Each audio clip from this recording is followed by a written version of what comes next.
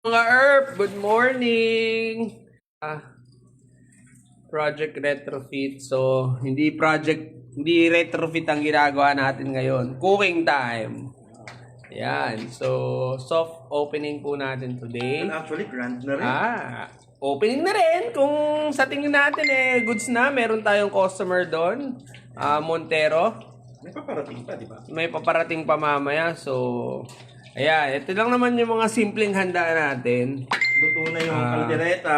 Luto na yung kaldereta. Chicken. Si Erp Romrom. Ayan. Fried chicken. Shanghai. Ayan po. Seafoods. Pansit. Seafoods, kanin. Pick upin na rin yung pansit, yung igado, yung papaitan. So, kung gusto nyo pumunta, humabol, visit nyo tong ano natin? Shop. So, yan. Ito yung handa natin. Fried chicken. Ang masarap na kaldereta. Yan. May konting sounds. At ito ang ating pinagkakabalahan. Montero. Yan, basic. Stage 2. Gen 2. Gen 2. Wala na pala yung stage 2. Gen 2 na tayo ngayon. So, ayan po. Setup nila. Meron ulit, sir. Bong, setup natin. Yan. So, okay. Start na. Park light.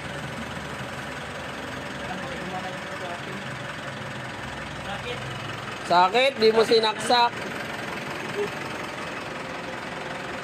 Di sinaksak yung sakit. Park light mo ano?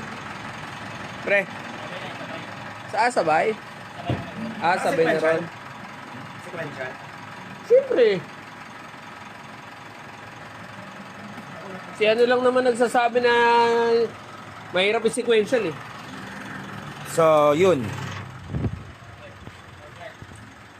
Ito nga, pakita na natin yung natapos. Maganda to parang RGB style na DRL yung nilagay natin dito. Pag in-switch mo siya, magra-running muna siya. Kumbaga, self-test kung merong busted dito sa lights niya. Ganito po yung DRL natin ngayon. Same as Ghost, naka-sequential po ito. Yan. Naka-white demon IC, sir. Yung nilagay natin dito, yung stage, yung Gen 2 natin na white version. Yan. Si Sir, itong kotse muna, yung naka-avail ng white version ng Gen 2 natin. Yan, yung yellow laser, of course, parating na baby tomorrow. Yan, ang ganda. Yan. Yan yung DRL natin. So most likely, ang problema, ito talaga yung yung mga reklamo ng naka-Montero. Yung mga Montero, kahit brand new pa, abutan ng 6 months, sunog na yan dito. Yan, kasi bulb lang po yung stock niyan eh. Unlike dito sa DRL na OEM na nilalagay natin, lahat po ito may ilaw. Yan. From here, here. Yan. So, yun. Ano yan? Dito? Yung low beam? Low beam. Naka-white demon eye ito Park light pa lang yan? Yeah, this is spark light. Naka-white demon eye. Maganda yan. Kasi dito lalabas ng laser niya, no? Yes, one. Patag, siyempre. So, ipa-final alignment na lang natin doon sa sa gilid para standard natin yung height ng kotse ni Sir. So, aabante ko yung akin. And ganda yung DRL ni Sir. Next daw. Pag nabasted kasi bago to, ito naman papalitan ni Sir. Well, for me, recommend ko dito yung tricolor natin ng fog lights para every road condition, safe palagi si Sir. Pwede niya sa switch into white, warm white, and yung lemon yellow natin. So, yun, bigay ko na kay Jay at ako may gagawin pa. Yun na nga guys. Tinatapos na lang po. So ito, tinatapos. Kinakabit na ng ating boys. Ayan, naantay na natin si Good Pants. Wala pa eh.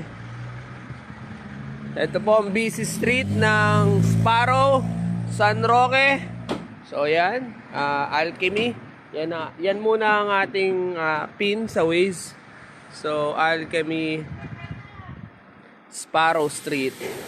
So busy street, naantay natin yung mga models natin for today. si Ree, saka si Rachel.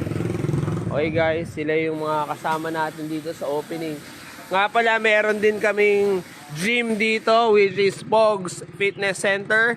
So mga malapit lang sa area, mga taga Marikina, visit kayo dito sa pwesto namin. May gym, may retrofitting station, may tindahan, may coffee shop, may nail and salon, so may lounge din doon. Komportabling receiving area, naka-aircon. So yan, patapos na si Sir kasi kailangan niya nang umalis at hinahanap na siya ng family niya, kailangan na nila mag-lunch. Right! So again, yan. Yan ang parking space natin, sobrang haba, mula dulo hanggang mga 7 bahay siguro atin yan. Dito yan sa ating landlord, napakabait na landlord. So shoutout sa kanila. Yan, yung kay Romrom. Naka stage 1. Naka gen 1. Sorry. Yan, no? Guys, kita nyo naman. Ganito katahimik. Ganito kalinis dito sa area natin. Bawal ang magkalat dito. Bawal manigarilyo sa labas. Pero meron tayong smoking area dito. So, yun na nga. Tinatapos na lang itong ating Montero. Tapos na, kakabit na lang po yung mga kailangan ikabit. Napaka-solid na ilaw niya, no? At kami ang pinaka-affordable sa market today. So, kung gusto nyo mag-avail, punta lang kayo dito sa shop, visit nyo yung page, or message nyo kami, at bibigay namin yung tamang presyo para sa mga sasakyan nyo. Again, this is Jay from Project Retrofit. Bye-bye!